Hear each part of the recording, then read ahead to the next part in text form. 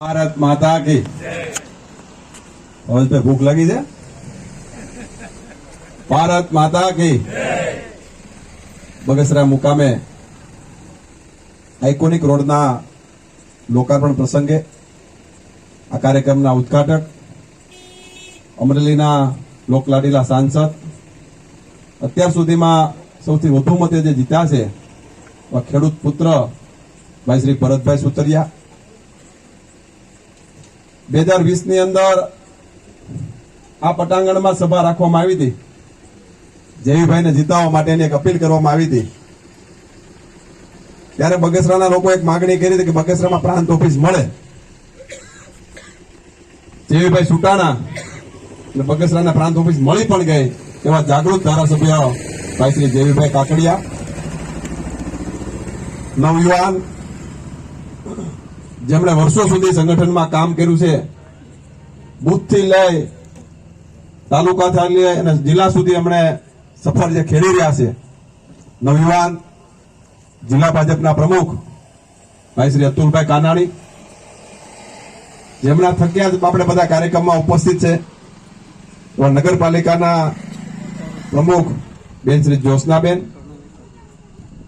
એવા નગરપાલિકાના પૂર્વ પ્રમુખ એવી રીપડિયા સાહેબ, ભાઈ શ્રી જીતુભાઈ, સ્ટેજ ઉપર બિરાજમાન વડીલ શ્રી રશ્મિનભાઈ, શ્રી ધીરુભાઈ, શહેર ભાજપના પ્રમુખ ભાઈ શ્રી ઘનશ્યામભાઈ, ભાઈ શ્રી અનિલભાઈ, ભાઈ શ્રી મનોજભાઈ, શ્રી રમેશભાઈ, કોઈના નામ લ્યો કે ન લ્યો, એક નામ લ્યો એટલે બધું આવી જાય। વડીલ શ્રી કાકુભાઈ,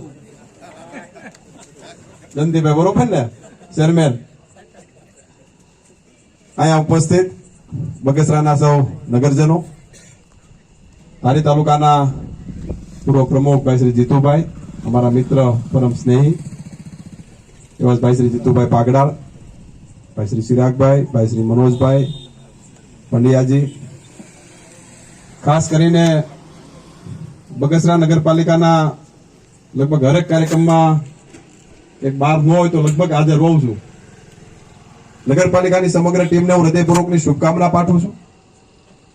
જે રીતે નગરપાલિકાની ટીમ દ્વારા માન્ય ધારાસભ્યશ્રી દ્વારા અને સરકાર દ્વારા જે ગ્રાન્ટો આપવામાં આવી છે, એ ગ્રાન્ટનો સૌએ વ્યવસ્થિત સદુપયોગ કરી 300 મીટરનો રોડ એ મહત્વનો નથી, એક આઇકોનિક રોડ બને, લોકોને ફરવા માટેનું સ્થળ બને, એવું સુંદર કામગીરી કરવા બદલ સમગ્ર ટીમને હું હૃદયપૂર્વકની શુભકામના પાઠવું છું। જે રીતે સરકાર દ્વારા ઉદાર હાથે આપણા રાજ્યના મુખ્યમંત્રી ભૂપેન્દ્રભાઈ પટેલ દ્વારા તમે માગણી કરો અને કામ મંજૂર કરવામાં આવે। મિત્રો, અમરેલી જિલ્લાની અંદર અમરેલી વિધાનસભા હોય કે ધારી વિધાનસભા હોય કે લાઠી હોય, સાવરકુંડલા હોય કે રાજુલા હોય, આ વિસ્તારની અંદર છેલ્લા 2 વર્ષની અંદર સરકાર દ્વારા ઉદાર હાથે ગ્રાન્ટો આપવામાં આવી રહી છે। ભવિષ્યમાં પણ જે વિકાસના કામો બાકી હશે એ કામો 100% પરિપૂર્ણ થવાના છે।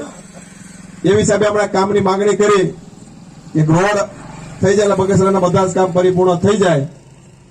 ગાંધીનગર પૂગે એટલે કહેજો, અમે ત્રણેય ભેગા જઈ અને મંજૂર કરવાની જવાબદારી અમારી।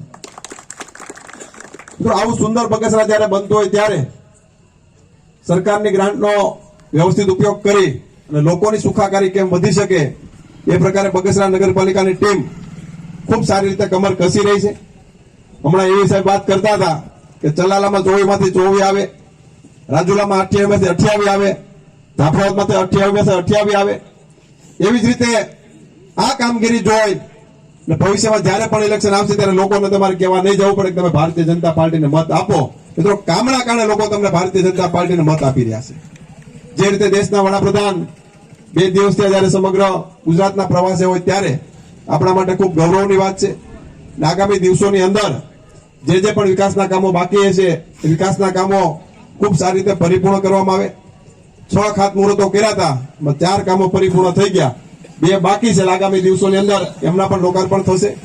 કાયમી માટે ભારતીય જનતા પાર્ટીનો કાર્યકર્તા કહેતો હોય છે, જે ખાતમુહૂર્ત થાય એનું લોકાર્પણ ભારતીય જનતા પાર્ટીનો કાર્યકર્તા કરતો હોય છે। મિત્રો, ખાલી વાતો અને વાયદાઓ નહીં પણ સંપૂર્ણ કામ સારી રીતે થાય એ પ્રકારની નેમ સાથે જયારે ટીમ બગસરા આગળ વધતી હોય ત્યારે આવા નવા કામો વિકાસના કામો ભવિષ્યમાં આથી સારા કામો કરો એવી તમને હૃદયપૂર્વકની શુભકામના પાઠવું છું.